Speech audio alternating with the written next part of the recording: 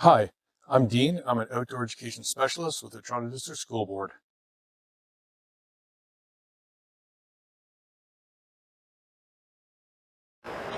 As part of a how-to series, we're going to help you get your class prepared to go outside and do some bug hunting.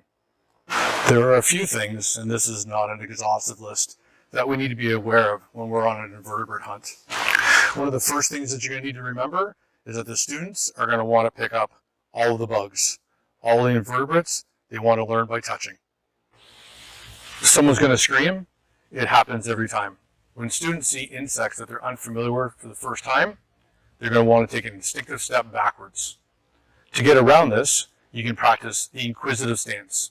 And what that looks like is when a student sees an insect that they're unfamiliar with, they rub their chins and say, "Interesting." This is not only a visual, but also an audible key that allows you to know that a student is seeing something that they're unfamiliar with. You need to be concerned about insect safety.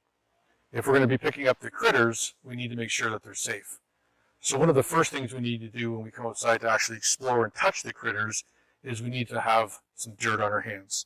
So before we touch, take a little bit of dirt, rub it on our hands.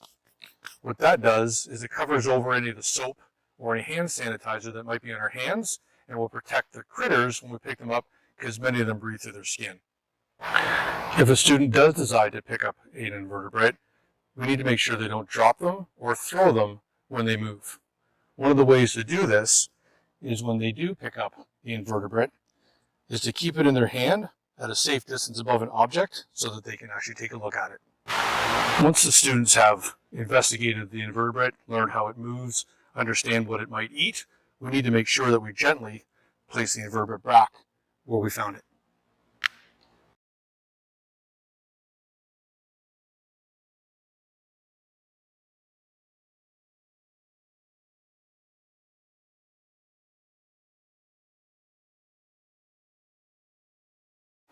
As I mentioned before, there's estimates that there's 10 quintillion insects or arthropods on the planet at any one given time. We just need to know where to look. This log is a great example. I have to remember about safety, so I'm going to make sure I'm going to roll this back nice and slow so I don't hurt myself or the bugs underneath. And underneath, I found a really nice dewworm.